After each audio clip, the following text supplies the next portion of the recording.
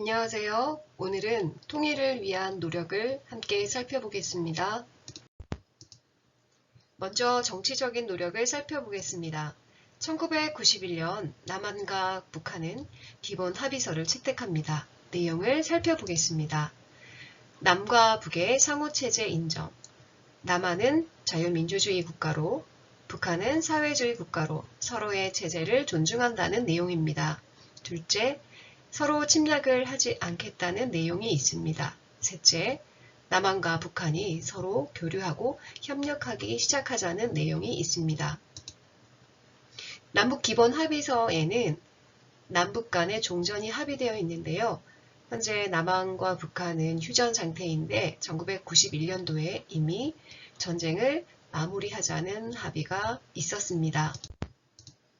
2018년 남한과 북한은 정상회담을 개최합니다. 남북 관계 개선과 발전을 협의한 시간이었습니다. 군사적인 긴장 관계를 완화하자는 이야기도 있었습니다. 한반도의 평화체제를 구축하기 위해서 함께 노력하자는 이야기도 하였습니다. 한국에서는 비무장지대 스피커를 해체했고요. 북한은 시간대를 조정하여 30분 앞당기는 노력을 하였습니다. 경제적인 노력을 살펴보겠습니다. 2005년 남한과 북한은 이곳에 공장을 설치하였습니다. 어디일까요? 네, 개성입니다. 개성공단에서 북한의 노동력과 남한의 기술력으로 여러 가지 물건들을 생산해냅니다. 경의선, 동해선 연결, 현대화를 위해서도 노력했습니다. 사회문화적인 노력에 대해서 살펴보겠습니다. 2018년에 열린 동계올림픽, 어디에서 열렸을까요? 네, 평창에서 동계올림픽이 열렸습니다. 이 대회에서 남한과 북한의 선수단은 공동으로 입장하였고, 이 공동 입장은 전 세계적인 관심과 주목을 받게 됩니다.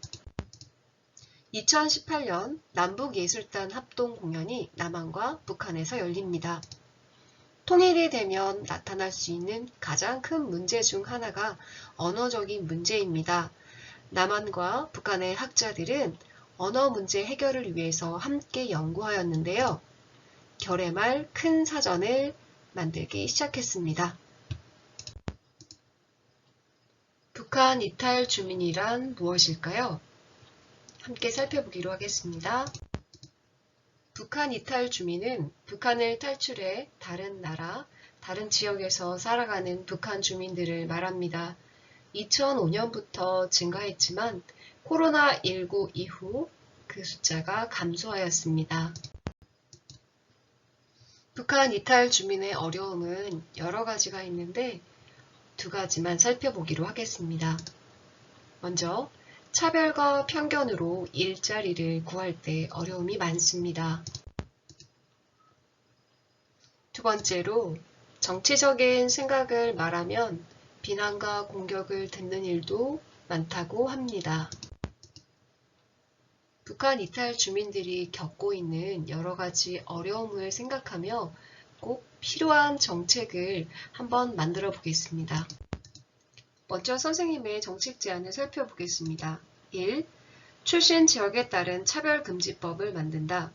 이 법이 적용된다면 북한 이탈 주민뿐만 아니라 다른 지역에서 새로운 곳으로 이동하여 정착하는 사람들도 도움을 받을 수 있을 것 같습니다. 2. 북한에서 가졌던 직업 경력을 인정해준다.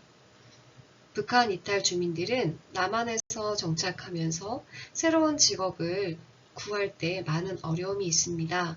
만약 북한에서의 직업적인 경험을 인정해 준다면 남한에서 정착하는 데 큰 도움을 받을 수 있을 것 같습니다. 여러분도 정책을 제안해 보세요. 평화 통일이 왜 필요할까요? 그 이유를 함께 찾아봅시다. 평화 통일을 통해 남과 북의 갈등은 줄어들 수 있습니다. 왜냐하면 평화 통일이 서로에 대한 배려에서 출발하기 때문입니다. DMZ 평화의 길이 개방된다고 합니다. 함께 살펴보겠습니다.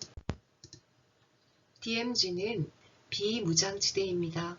남과 북의 무력 충돌을 막기 위해 설치한 지역인데요. 이곳에서는 군사활동이 금지되어 있습니다. DMZ의 범위는 휴전선으로부터 남북으로 각각 2km, 총 4km입니다. 길이는 248km입니다. 통일 후의 비무장지대를 어떻게 하면 좋을지 선택하고 이유를 써보세요. 먼저 개발을 선택하였습니다.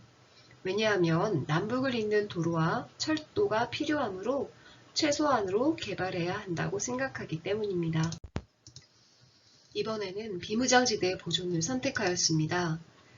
개발이 시작된다면 야생동물 서식지가 훼손되고 생태계가 파괴될 것이기 때문입니다. 비무장지대 개발에 대한 자신의 생각과 이유를 적어보세요.